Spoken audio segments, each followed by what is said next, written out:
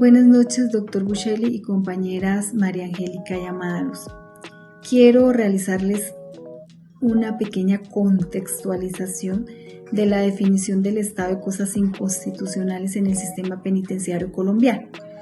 El estado de cosa inconstitucional es una figura reconocida por la Corte Constitucional de Colombia cuando existe una violación masiva, generalizada y continua de los derechos fundamentales que afectan a muchas personas y que no puede resolverse con soluciones individuales, sino con acciones estructurales del Estado. En el sistema penitenciario y carcelario colombiano, esta situación se evidencia por el grave hacinamiento, la falta de acceso a servicios básicos, las malas condiciones de infraestructura y los tratos inhumanos que sufren las personas privadas de la libertad. Esto demuestra que no se garantiza la dignidad humana ni los derechos fundamentales.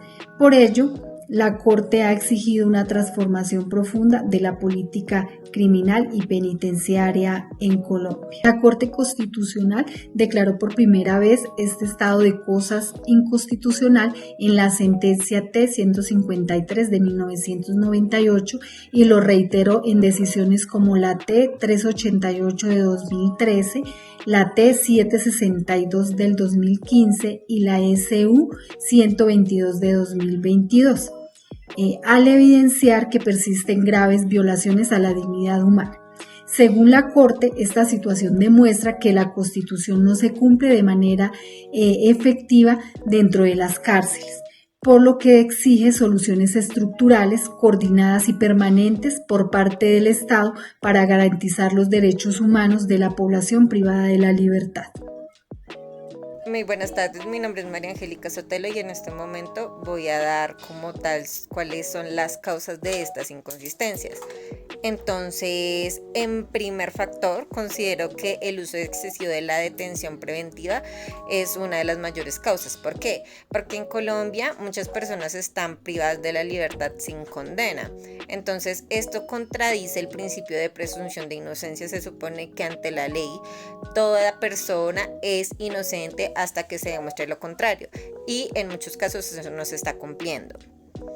En segundo punto, me gustaría decir que siento que otro factor muy importante es la corrupción que hay dentro del sistema. ¿Por qué? Porque por experiencia personal he evidenciado que sí se presentan muchas inconsistencias en el tema de la seguridad, como, no sé, la práctica de ingreso de objetos prohibidos a los centros penitenciarios, cobros ilegales, algunos que otros privilegios. O sea, de verdad que esto profundiza muchísimo la desigualdad que hay entre los internos y pues las condiciones de vida que se manejan dentro de estas instalaciones.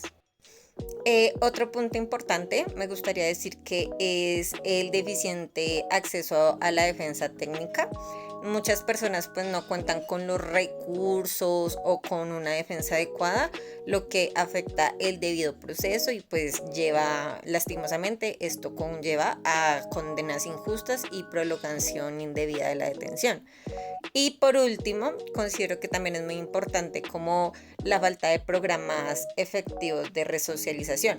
¿Por qué? Porque pues sí se puede decir de que pues la persona ya salió de la cárcel, ya no tiene nada que ver. Pues no, lo que pasa es que aunque la persona haya salido pues del centro penitenciario, muchas veces da los casos de que no tiene muchas oportunidades para conseguir trabajo o no tiene como muchas opciones para reintegrarse totalmente en la sociedad, lo que hace que la persona vuelva a, no sé, como a sentir que necesita cometer algún delito para sobrevivir, para subsistir y por ende vuelva al centro penitenciario. Gracias, compañera. Bueno, más que presentar nuevas soluciones, es importante señalar que como estudiantes, si bien podemos analizar el panorama como tal, sería incoherente por parte nuestra señalar soluciones de fondo frente a una problemática que ni siquiera el propio Estado ha logrado resolver. Digamos que en ese sentido, el análisis jurídico del hacinamiento carcelario en Colombia conlleva que veamos que el sistema penitenciario como tal no falla por falta de política pública, sino quizá por su mala implementación o su enfoque punitivo. Existe una política criminal y penitenciaria que ha estado priorizando el encarcelamiento sobre la prevención y la efectividad de la justicia, ¿sí? ¿Eso qué genera? Una gran contradicción, ¿sí?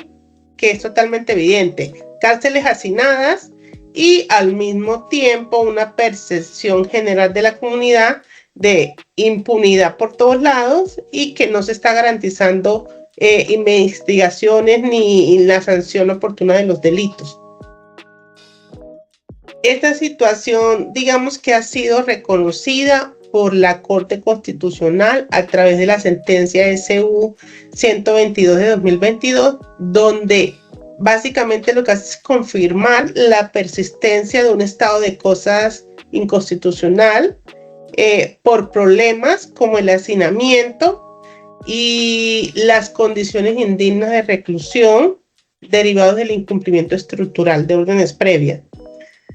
Asimismo, digamos que el Estado, o más bien en ese orden de ideas, el Estado en consonancia con esa sentencia formuló la política COMPES 4089, que es el Plan Nacional de Política Criminal 2022-2025, la que propone un enfoque restaurativo orientado a humanizar el sistema penitenciario, mejorando pues las condiciones de vida de las personas privadas de la libertad mediante estrategias de resocialización, el fortalecimiento de la infraestructura, la atención psicosocial sobre todo y la articulación institucional. ¿Para qué? Para facilitar la reinserción social y reducir la reincidencia. ¿A través de qué? De programas de resocialización orientados básicamente a la educación y el trabajo. ¿Qué pasa con esto? Vemos que el problema, como les decía inicialmente, no es la falta de estas soluciones, sino quizás su débil implementación y la falta de articulación institucional. Esto lleva o conlleva o impide que realmente se reflejen en la realidad. Consideramos que más que crear nuevas soluciones, el reto está en aplicar de manera efectiva las ya existentes, fortaleciendo esa capacidad institucional y el control del sistema. Ya como a modo de conclusión, vemos que no se trata básicamente de encarcelar per se, sino de investigar mucho mejor, prevenir el delito y aplicar de manera mucho más efectiva y justa el derecho penal. Muchísimas gracias. Por último, y para concluir, evaluaremos de cómo se vulneran los principios básicos de la ONU y las reglas de Nelson Mandela.